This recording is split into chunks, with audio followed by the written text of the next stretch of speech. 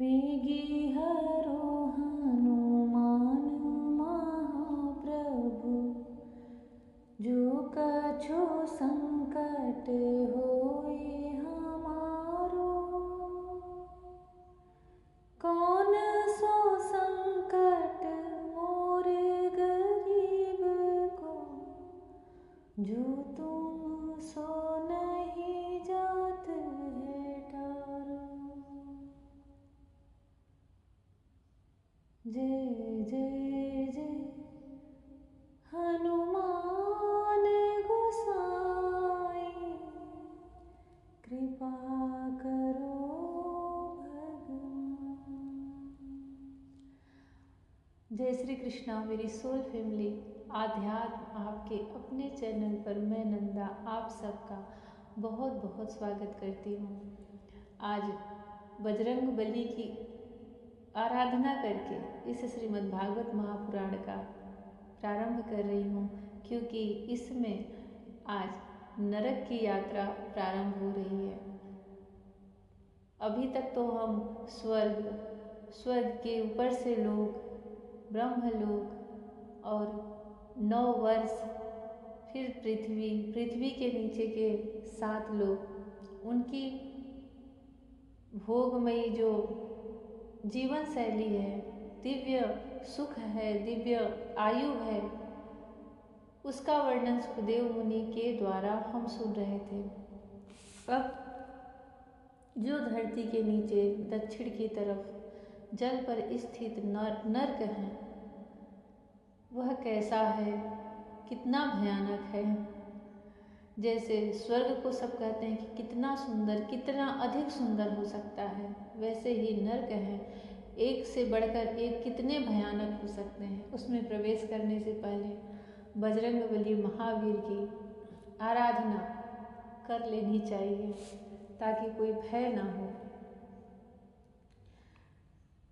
श्रीमद् भागवत महापुराण का 5वां स्कंद 26वां अध्याय, और सुखदेव मुनि राजा परीक्षित से नर्क की वर्णन कर रहे हैं।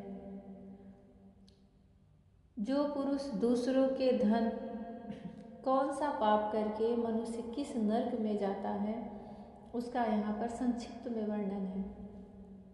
गरुड़ पुराण में इसी का बहुत विस्तार से है। जो पुरुष दूसरों के धन, संतान अथवा स्त्रियों का हरण करता है, उसे अत्यंत भयानक यमदूत कालपाश में बांधकर बलात्कार से तामिश्र नरक में गिरा देते हैं। उस अंधकार में नरक में उसे अन्न जल न देना, डंडे लगाना और भय दिखलाना आदि अनेक प्रकार के उपायों से पीड़ित किया जाता है। इससे अत्यंत दुखी होकर वह एकाएक मूर्छित हो जाता है। इसी प्रकार जो पुरुष किसी दूसरे को धोखा देकर उसकी स्त्री आदि को भोगता है, वह अंधता मिश्र नरक में पड़ता है। वहाँ की यातनाओं में पड़कर वह जड़ से कटे हुए वृक्ष के समान वेदना के मारे सारी शुद्ध बुद्ध खो बैठता है और उसे कुछ भी नहीं सूझ पड़ता। इसी से इस नरक को अंधता मिश्र कहते हैं। जो पुरुष इस लोक में यह शरीर ही मैं हूँ और ये स्त्री धनादि मेरे हैं, ऐसी बुद्धि से दूसरे प्राणियों से द्रोह करके निरंतर अपने कुटुंब के ही पालन पोषण में लगा रहता है, वह अपना शरीर छोड़ने पर अपने पाप के कारण स्वयं ही रौरव नरक में गिरता है। इस लोक में उसने जिन जीवों को जिस प्रकार कष्ट पहुँचाया होता है, परलोक में यम यातना का समय आने पर वे जीव रूरू होकर उसे उसी प्रकार कष्ट पहुँचाते हैं। इसलिए उस नरक का नाम रौरव है। रूरू सर्प से भी अधिक क्रूर स्वभाव वाले एक जीव का नाम है। ऐसा ही महारौरव नरक है। इसमें वह व्यक्ति जाता है जो और किसी की परवाह न कर केवल अपने ही शरीर का पालन पोषण करता है। वहाँ कच्चा मांस खाने वाले रूरू इसे मांस के लोभ से काटते हैं। जो क्रूर मनुष्य इस लोक में अपना पेट पालने के लिए जीवित पशु या पंछियों को रांधता है, उस हृदयहीन राक्षसों से भी गए बीते पुरुष को यमदूत कुंभीपाक नरक में ले जाकर खौलते हुए तैल में रांधते हैं। जो मनुष्य इस लोक में माता पिता ब्राह्मण और वेद से विरोध करता है, उसे यमदूत कालसूत्र नरक में ले जाते हैं। इसका घेरा 10,000 योजन है। इसकी भूमि तांबे की है। इसमें जो तपा हुआ मैदान है वो ऊपर से सूर्य और नीचे से अग्नि के दाह से जलता रहता है। वहाँ पहुँचाया हुआ पापी जीव भूख प्यास से व्याकुल हो जाता है और उसका शरीर बाहर भीतर से जलने लगता है। उसकी बेचैनी यहाँ तक बढ़ती है कि वह कभी बैठता है, कभी लेटता है, कभी छटपटाने लगता है, कभी खड़ा हो जाता है और कभी इधर उधर दौड़ने लगता है। इस प्रकार उस नर पशु के शरीर में जितने रोम होते हैं उतने ही 1000 वर्ष तक उसकी यह दुर्गति होती है। जो पुरुष किसी प्रकार की आपत्ति न आने पर भी अपने वैदिक मार्ग को छोड़कर अन्य पाखंड पूर्ण धर्मों का आश्रय लेता है, उसे यमदूत 80 पत्रवन नरक में ले जाकर कोड़ों से पीटते हैं। जब मार से बचने के लिए वह इधर उधर दौड़ने लगता है, तब उसके सारे अंग ताल बन के तलवार के समान पैने पत्तों से, जिनमें दोनों ओर धारें होती हैं, टूक टूक होने लगते हैं। तब वह अत्यंत वेदना से हाय मैं मरा इस प्रकार चिल्लाता हुआ पद पद पर मूर्छित होकर गिरने लगता है। अपने धर्म को छोड़कर पाखंड मार्ग में चलने से उसे इस प्रकार अपने कुकर्म का फल भोगना पड़ता है। इस लोक में जो पुरुष राजा या राजकर्मचारी होकर किसी निरपराध मनुष्य को दंड देता है अथवा ब्राह्मण को शरीर दंड देता है, वह महापापी मरकर शुकरमुख नरक में गिरता है। वहाँ जब महाबली यमदूत उसके अंगों को कुचलते हैं, तब वह कोल्हू में पेरे जाते हुए गन्नों के समान पीड़ित होकर जिस प्रकार इस लोक में उसके द्वारा सताए हुए निरपराध प्राणी रोते चिल्लाते थे, उसी प्रकार कभी आर्त स्वर से चिल्लाता और कभी मूर्छित हो जाता है।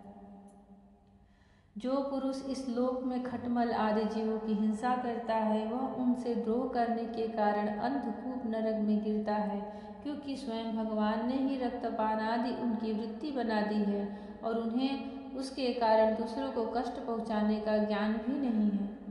किंतु मनुष्य की वृत्ति भगवान ने विधि निषेध पूर्वक बनाई है और उसे दूसरों के कष्ट का ज्ञान भी है।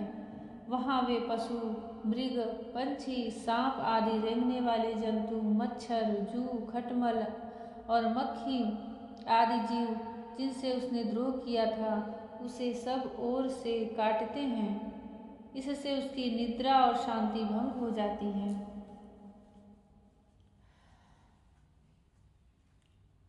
और स्थान न मिलने पर भी वह बेचैनी के कारण उस घोर अंधकार में इस प्रकार भटकता रहता है जैसे रोगग्रस्त शरीर में जीव छटपटाया करता है। जो मनुष्य इस लोक में बिना पंच महायज्ञ किए तथा जो कुछ मिले उसे बिना किसी दूसरे को दिए स्वयं ही खा लेता है, उसे कौवे के समान कहा गया है। वह परलोक में कृमि भोजन नामक निकृष्ट नरक में गिरता है। वहाँ 1,00,000 योजन लंबा चौड़ा एक कीड़ों का कुंड है। वहाँ 1,00,000 योजन लंबा चौड़ा एक कीड़ों का कुंड है, उसे भी कीड़ा बनकर रहना पड़ता है और जब तक अपने पापों का प्रायश्चित न करने वाले उस पापी के बिना दिए और बिना हवन किए खाने के दोष का अच्छी तरह शोधन नहीं हो जाता, तब तक वह उसी में पड़ा पड़ा कष्ट भोगता रहता है। वहाँ कीड़े उसे नोचते हैं और वह कीड़ों को खाता है। राजन, इस लोक में जो व्यक्ति चोरी या बरजोरी से ब्राह्मण के अथवा आपत्ति के समय न आने पर आपत्ति का समय न होने पर भी किसी दूसरे पुरुष के सुवर्ण और रत्नादि का हरण करता है, उसे मरने पर यमदूत संदंस नामक नरक में ले जाकर तपाए हुए लोहे के गोलों से दागते हैं और सरसी से उसकी खाल नोचते हैं। जय श्री कृष्ण। भगवान श्री कृष्ण का नाम सब पापों से मुक्त कर देता है। श्री हरि का नाम आपके पूर्व जन्म के कई पाप के कर्मों को धो देता है। इसलिए हमेशा यही कहा जाता है कि सिर्फ सदैव अपने जीवा पर श्री कृष्ण हरि राम इनके नाम का चिंतन करते रहना चाहिए। हमसे भूल में भी कोई अपराध हो तो उनसे हमेशा माफ़ी क्षमा प्रायश्चित करते रहना चाहिए। भगवान से निरंतर अपने आत्म स्वरूप से यह बोलते रहना चाहिए, हे नाथ, हे मेरे नाथ, मैं आपको कभी भूलूं नहीं। जय श्री कृष्णा। राधे राधे। जय श्री कृष्णा। हरि ओम।